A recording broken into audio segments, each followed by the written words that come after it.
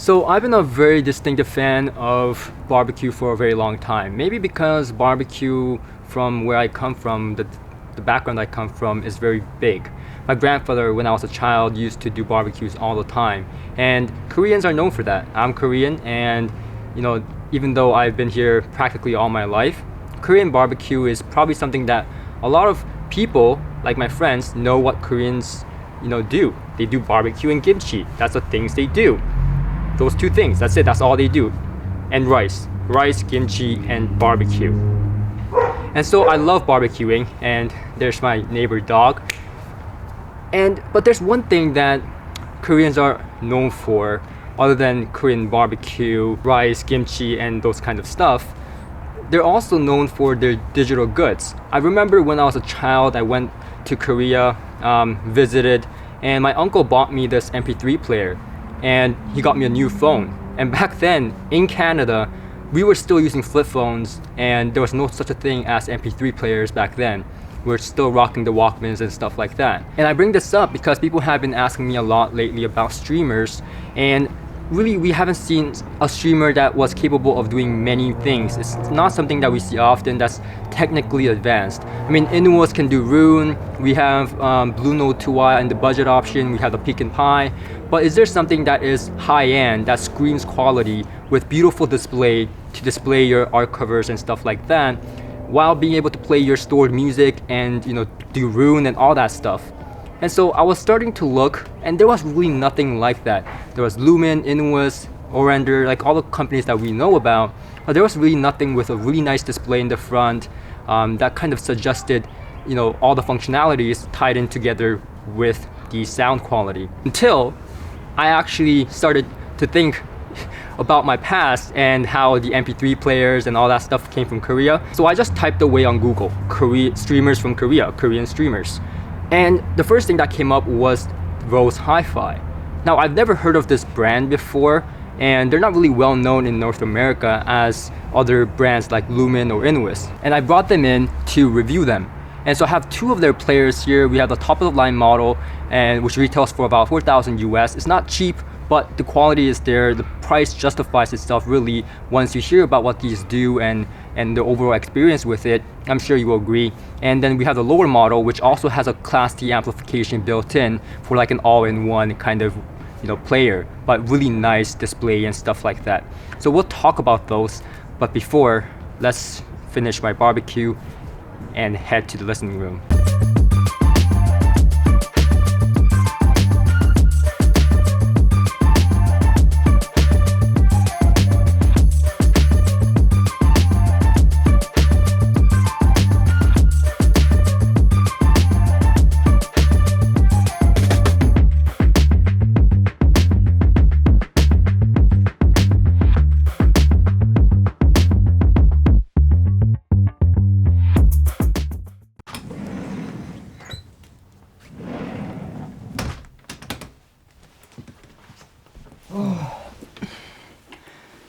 So lucky me, I just finished barbecuing, and it's kind of ironic because people think of Korean barbecue and they usually think of like pork, beef, but chicken's a thing. But anyways, I just finished barbecuing and just started raining, so I was very lucky. Now, yes, you guessed it right. What you see behind me right there is the streamer. That's the top of the line one. We'll take a look at the little one upstairs later on. But this is the one in my main listening room. This is the ROSE HiFi RS150. So make no mistake, $40,000 is a lot of money for a streamer. Hell, yes it is. But usually I see streamers in this price category like $4,000, $6,000, hell, $10,000 are the streamers that I was used to in selling in the high-end retail store. So having that kind of experience, I do know that, yes, there's diminishing return, but as you go up in the line in the streamers, you do get more sound quality. But one thing I did not understand is how you lose user capability. It was less intuitive, it was harder to use, harder to set up, and you could do less things on it. It made you only play like tidal You couldn't play YouTube. You could only stream music, and that was it. Now this unit is as good as those units, if not even better in terms of sound quality, in my opinion, and also lets you do a bunch of other things. Now, don't get me wrong, still $4,000 a lot, and they do offer a lesser model, and I don't know if it's quite lesser model. We'll talk about that later, but we have it upstairs, and we'll talk about that unit later on. But if you're interested, the price point for that one is 1,800 USD, approximately. But first of all, let me just take my jacket off because it's getting hot in here with all the humidity from the rain and stuff. So this unit has AirPlay, Apple AirPlay. So if you're an Apple user like me, then you can use AirPlay. And then it has DLNA, so UPnP, if you're an Android user, you can use Bubble UPnP. So it works similar to basically every other streamer in that way. It also has a built-in Roon endpoint. So this means that you can use this as a Roon endpoint. It's not a Roon core. Don't make a mistake. This is not a Roon core. That's the only thing this unit is not. It's not a Roon core. Now, I'm a Roon user, so that's great. Now, I use my Inuos Zen Mini Mark III as the Roon core, but of course, you can use your computer or laptop or what have you as the Roon core. So not a big issue, but it would have been nice to have as a Roon core, especially considering that this unit is a computer at this point with a GPU, CPU, and so on. It has 6 core CPUs. So I thought, it would be nice to have this as a Roon core, but it only does Roon endpoint. So keep that in mind. So that's probably the only downside about this unit is that it's not a Roon core, but it's still a Roon endpoint. So if you're a Roon user like myself, then you can still use Roon. It's just not a core. So you just need a separate core, like a computer or an Inuos Zen Mini Mark III and so on. Now, another cool thing is that it has a built-in Tidal app that you can access from the front display or from your phone, tablet, and what have you. Now, I didn't find this too useful. It's nice to have, but I didn't find this too useful because I just AirPlay for the most of it or use Roon. Now, they are thinking of bringing to, other streaming softwares built into the unit, which is really nice. And this can be done with updates. Now, talking about updates, another thing that I really appreciate about this unit is that it has frequent updates. In the time I had this unit, which is about a month and a half, I had updates like every week or something like that. It would just tell me that there's an update and I'll just click update or later if I want to play music right now.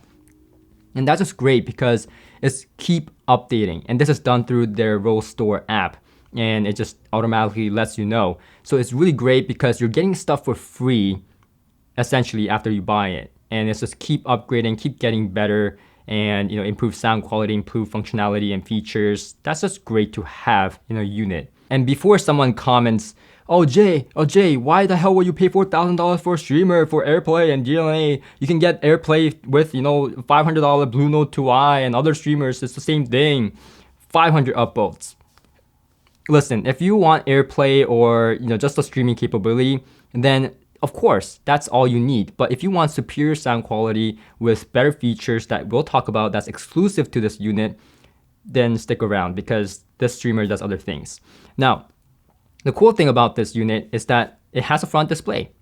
And this front display might not seem like a lot, but it is one of the sexiest displays I've seen on a streamer ever.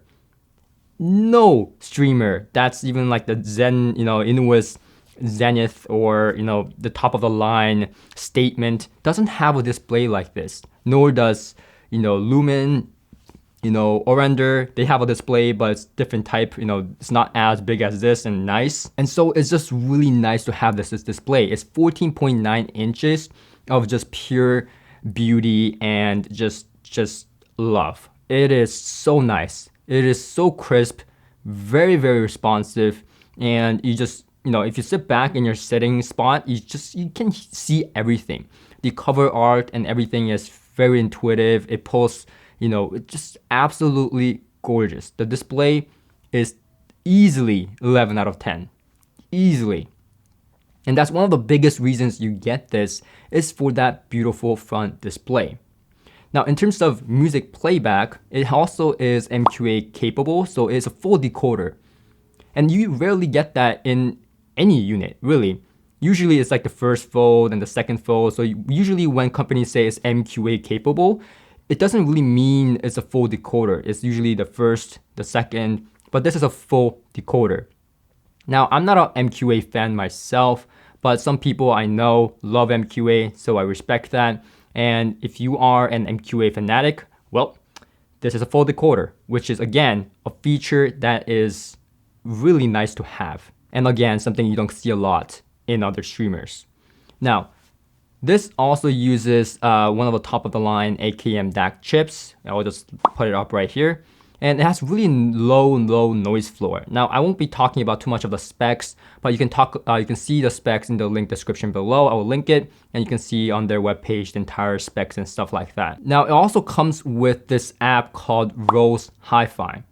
And this is an app that comes with it. You can download it from your app store or your Android store or whatnot. And basically, this is like Roon.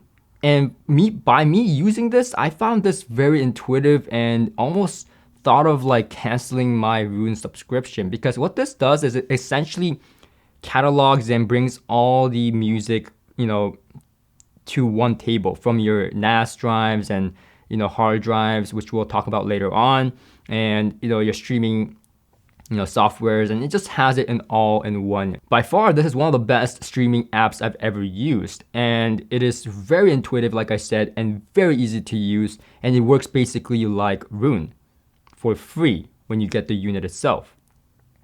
And again, it also has another app called RoseTube. Now, this is basically YouTube. So for those of you that are guilty of this, and I am as well, we like to play YouTube, music videos. There's some really nice audiophile music on YouTube. Maybe not the highest quality, but sometimes when you're just streaming and you have a TV and stuff, then you just want to basically stream. Well, what this app does is it basically catalogs all the nice audiophile, YouTube music related videos without ads, and it basically just lets you play them with the front display showing, the actual video and the sound, of course. So it's actually mind-blowing and really nice. Now, of course, the aspect ratio on the front display is kind of weird when you play, music videos and stuff like that, but it's actually not that bad. It's quite nice. Now, but if you wanted to have it on your TV, because I know some of you have TVs in the middle, it's like a media room, which I'll show you in a minute. It works fabulously. You can basically output 4K into your TV from your streamer. So this is not just a streamer, it is an entertainment box in itself with video capability. That's why it has a GPU. It has a graphics card in there to show you and be capable of 4K display.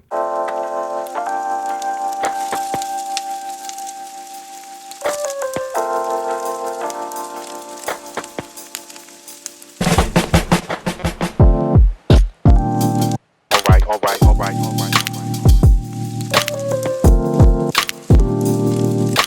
4K, baby. Rebecca, that's 4K coming out of the streamer. Isn't that cool? Yeah. I can see the guy's muscular structure. You really want to see that, eh? No, but I can see the guitar chords he's playing, Mm-hmm. It's like so crisp. Yes, the guitar is nice. I mean, obviously they don't have as of a nice hair as I do, right, Rebecca? Of course. I have the real rock hair, the real rock band. So I just want to say that I have no idea what this is. I swear, I have no idea what this is. I just put it on because it said 4K rock band, so it looks pretty good, admittedly, right, Rebecca? Yeah, it looks pretty cool. It looks nice. That's like real 4K display right there. Mm-hmm. Anyways, how easy was that? That was very easy. It was just HDMI out to the TV, 4K, change the resolution inside the streamer. That's it. You just stream anything 4K and you get full 4K display while you play music if you have a TV like this in your media room like myself.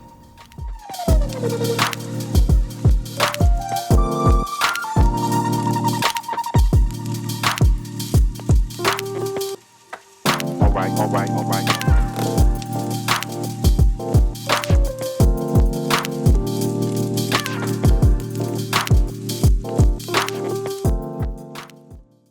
in case you have, storage other than your NAS, which by the way, you can connect to this as well. But let's say you want to have other files that you want to put in here, like a physical SSD or, hard drive. You can do so. So this is a 500 gigabyte, SSD, just for reference. SD card, yes, you can. Now this is a full-size SD card for my videos and stuff. I don't have a micro one right now, but this uses micro. This is just for reference. I don't have anything in there right now. And then you can also do USB drives, and I believe it's 4 terabytes. I may be wrong, so double check, but 4 terabytes of SSD capable, or 10 terabytes of hard drive capable, which is more than anybody needs for their music, in my opinion, even with DSD files. But the way you do it, you flip the unit over like I just did, take a screwdriver, and you just pop this open. So you take the drive and then you put it in here. Now, it is recommended there's this little screws here that you screw on, but for our demonstration here, we're just gonna attempt to wing this and put it in as is. Just back on. And then you press music, and your files will be inside. Select your disk.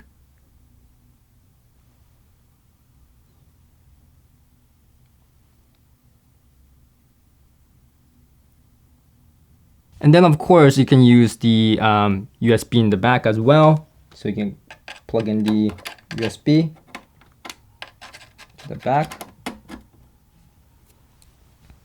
And it will show up again on your screen. And this time I just have one music in there, and it's actually a normal song. So that's how you do it. So you can use USB, SSD, hard drives, whatever you want on this unit, and store your music that way to play, again, from the Rose HiFi app or from your Roon or whatever, what have you. It's just very intuitive, like I said, and you can store all your music in the device as well for a rainy day when the electricity goes out.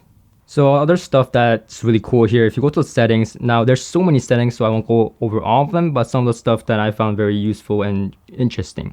So if you go to audio settings, then you can go to in and out settings, and then here is the entire display of your in and outs, and you can disable them, activate them by a touch of a button. So you can really isolate for one input so that you get better sound quality or better isolation. And you can also enable fixed output if you're using it to a integrated amplifier, or you can do pre-out if you want to use the preamplifier inside the unit. And you can configure each section by just pressing the setting button right here. So if you go to the pre-out setting, you can actually set the output voltage on the unit itself, which is incredibly useful to match with different types of gear you have by setting different output voltages depending on the integrated amplifier you have and the suggested input voltage on your integrated unit and so on. So very useful right there. And then again, if you go back to the settings, then you can go to display, and here you have HDMI resolution, so you can change your HDMI resolution all the way to 4K 60 frames per second FPS. And then you can adjust the screen brightness, obviously, and you can put always on display and all the times, and icon themes. This is very cool as well. You can change the icon themes. Now we have type A. Let's say you want a little bit more, something that matches your gear a little bit more blacker look. Change it to this, and then now it's changed.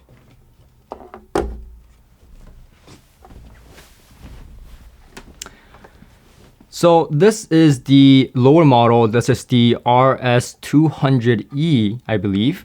And this is 1800 US compared to 4000 US. So this is very attractive in terms of price differences right there. But there are a few differences that might change your opinion about which one to go for. Now there's quite a bit of a difference here, but the first thing is that the connection on the back is quite different. So as you can see here, you lose quite a bit of connections when you go from the upper model to the lower model. The upper model has HDMI ARC, it has I2S or I2S as some people will call it. It has XLR, it has RCA, while the lower line here actually doesn't have some of the connections that we just talked about.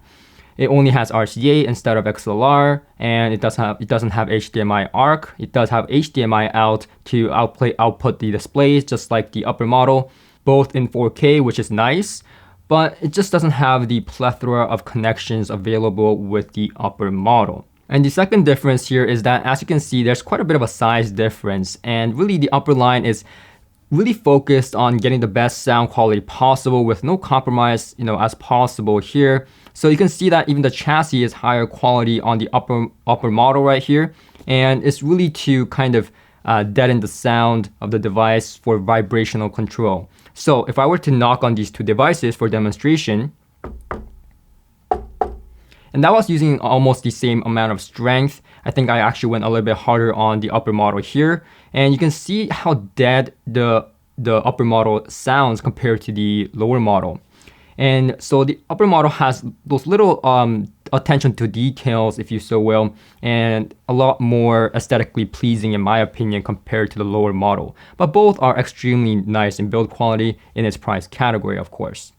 Now, another thing to go with that is also the upper model actually has a linear power supply. It doesn't use switching power supply. So it has a more superior power supply, high quality, built inside the chassis. Whereas the 201E actually comes with a switching power supply here.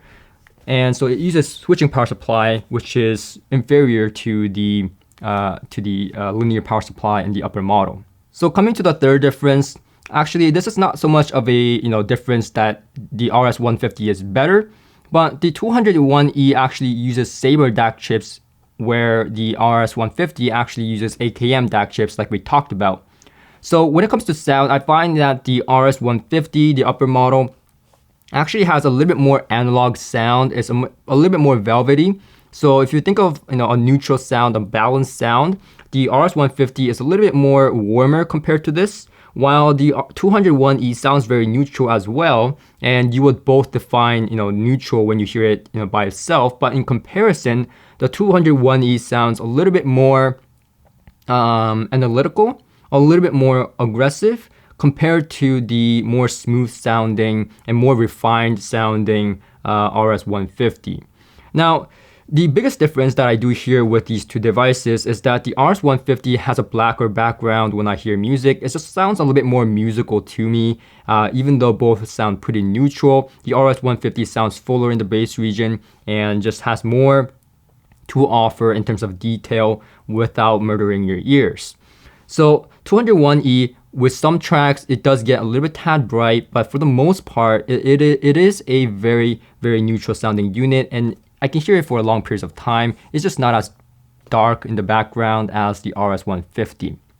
Now, the fourth difference and the last difference here that I will cover is actually superior to the lower line. The 201E actually comes with built-in amplification, whereas the RS150 does not.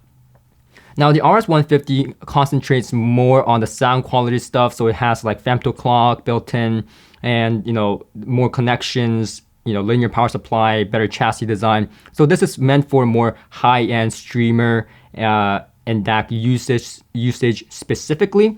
While the 201E actually serves to be kind of like an all-in-one unit. So it has Class D amplification built in. It has 50-watt Class D amplification. Now that doesn't sound like a lot, and it's really not.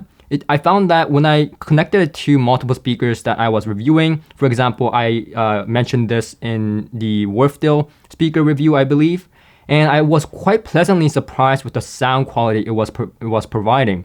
The bass was full, robust, and really controlled. And it was able to drive a lot of speakers, but not to really rock levels.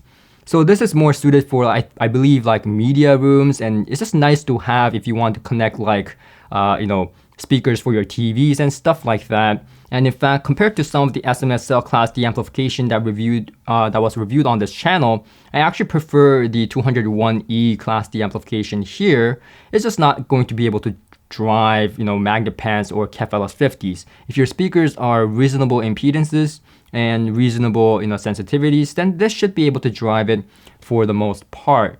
But if you're serious about hi-fi and this is for, 2-channel stereo listening, then I would urge you to get a separate integrated amplifier or a power amplifier in that case. Now, being Mr. Obvious here, the lower model obviously has smaller display compared to the upper model. The lower model has 8.8-inch display, while the upper model has 14.9-inch display. So the question you have to ask here in terms of display is, does size matter to you?